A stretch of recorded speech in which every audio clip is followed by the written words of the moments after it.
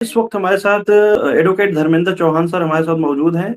बामसेफ संगठन से जुड़े हुए हैं। अभी सर लोग बड़े पैमाने पे तैयारी कर रहे हैं। बामसेफ का जो अधिवेशन जो है कटक उड़ीसा में जो रोका गया था, उसके विरोध में बामसेफ के राष्ट्रीय अध्यक्ष वामन मेश्राम जी ने ऐलान किया था कि आरएसएस हेडक्वार्टर पर लाखों लोगों का मोर्चा करेंगे। इसके बाद देश भर में तमाम चरण में आंदोलन हुए। तो किस प्रकार की तैयारी चल रही है सर? अभी 22 जो फरवरी है, डेट नज़दीक है, तो आप लोग कितने बड़े पैमाने पे, आप उत्तर प्रदेश से हैं, तो उत्तर प्रदेश से कितने बड़े पैमाने पर लोग जा रहे हैं? और खास करके आप ओबीसी समुदाय से आते हैं, तो ओबीसी के लोगों की भागीदारी कितनी रहेगी सर?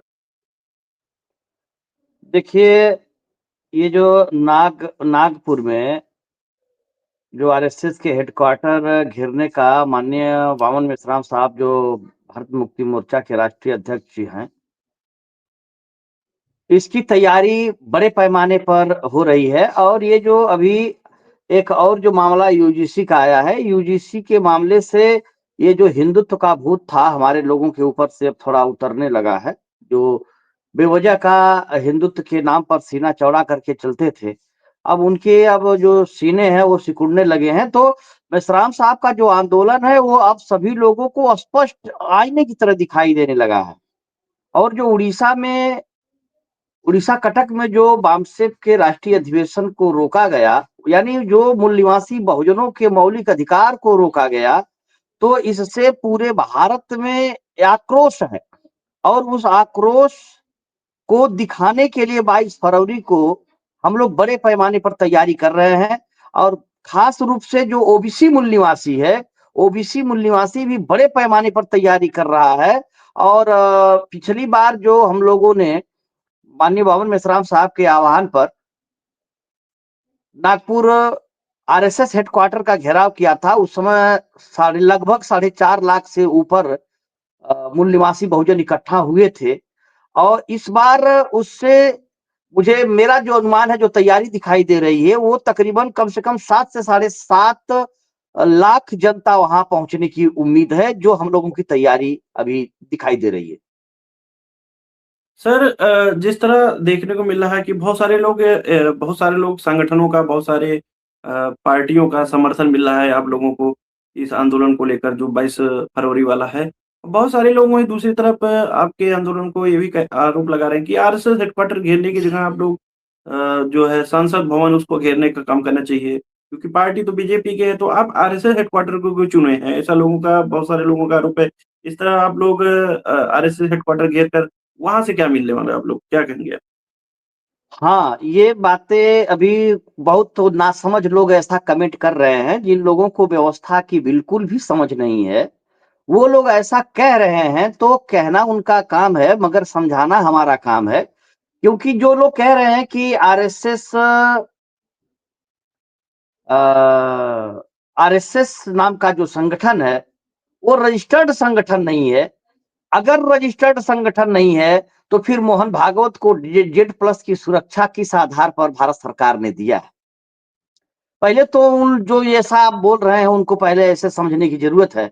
और व्यवस्था में, इस देश में सरकार चला कौन रहा है, सरकार क्या है और व्यवस्था क्या है, हमारे लोगों को आज तक समझ में नहीं आया। कांग्रेस और बीजेपी सरकार नहीं चलाती है, व्यवस्था चलाती है, ऐसा मानना है। तो जो व्यवस्था चलाने वाले लोग हैं, क्योंकि बाबा साहब अम्बेडकर ने भी कहा था कि जिनका नियंत्रण व्यवस्था पर होता है, उन्हीं का नियंत्रण शासन व्यवस्था में होता है। तो व्यवस्था पर नियंत्रण इस देश में ब्राह्मणों का है। और ब्राह्मणों का प्रमुख संगठन आरएसएस है। और आरएसएस के प्रमुख लीडर मोहन भागवत जी हैं। और मोहन भागवत जी के इशारे पर ही भारत सरकार चल रही है। तो इसलिए हमारे माननीय राष्ट्रीय अध्यक्ष जी कहते हैं कि हमें, लोग कहते हैं कि देवी देवताओं की बात करते हैं, मेश्राम साहब कहते हैं कि देवी देवताओं की बात मत करो। जो देवी देवताओं को, जो भगवान को पैदा करते हैं, उसके बाप को पकड़ो। तो आज हम ये कहना चाहते हैं कि जो सरकार है, सरकार का बाप ही आरएसएस और मोहन भागवत है। तो हम सरकार का, मेश्राम साहब का कहना है कि सरकार को पकड़ने के बजाय अगर उसके बाप को पकड़ते हैं, तो सरकार अपने आप पकड़ में आ जाएगी। तो इसलिए मोहन भागवत को ये सबक सिखाना है, उनको नंगा करना है, आरएसएस को नंगा करना है, मोहन भागवत को नंगा करना है। तो इसलिए आरएसएस से ही सारी योजनाएं चलती है। भारतीय संविधान को खत्म करने की जितनी प्लानिंग चलती है वो नागपुर हेडक्वार्टर से शुरू होती है। ये तो सिर्फ वो जो आदेश करते हैं, आदेश का ये बाकायदा जो है निर्वहन करते हैं भारत सरकार, जो आज नरेंद्र मोदी जी हैं, ये बखूबी निर्वहन करते हैं। तो जो प्लान बनाता है उस प्लानर को ही हम लोग पकड़ने वाले हैं। इसलिए 22 फरवरी को आरएसएस मुख्यालय घेरना जरूरी है, ताकि भारत के सामने, जनता के सामने और देश और राष्ट्र और अंतरराष्ट्रीय स्तर पर मोहन भागवत और आरएसएस को नंगा करना बहुत जरूरी है। तमाम एससी एसटी ओबीसी के लोगों तक क्या संदेश देंगे जो भी इस आंदोलन से दूर है, और जो उन लोगों तक क्या संदेश देंगे कि जो 22 तारीख का आपका आंदोलन है उसमें आप ओबीसी के लीडर हैं, तो ओबीसी और एससी एसटी तक क्या संदेश देंगे?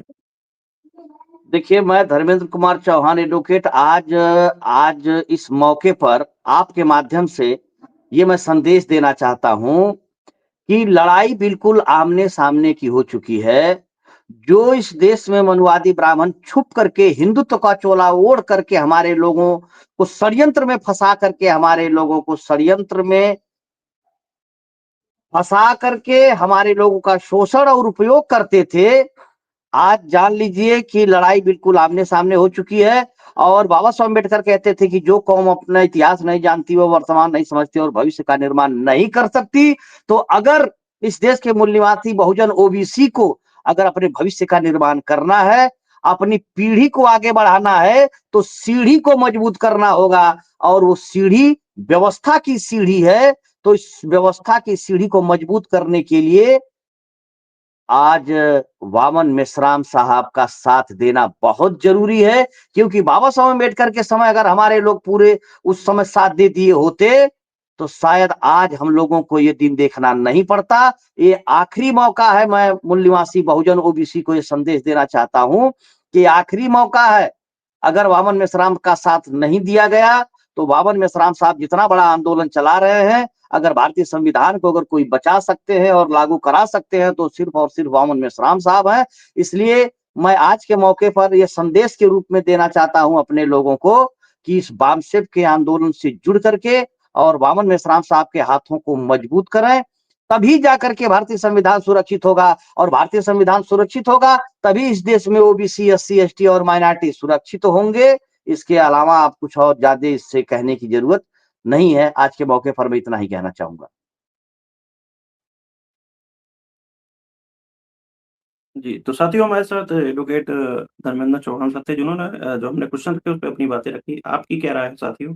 कमेंट बॉक्स में ज़रूर दीजिए। जो आरएसएस का हेडक्वार्टर जो जिसपे महामोर्चा होने वाला है, वामसेव के राष्ट्रीय अध्यक्ष ने जो ऐलान किया था भारत मुक्ति मोर्चा के बैनर तले, उस पर आपकी क्या राय है? कमेंट बॉक्स में ज़रूर दीजिए।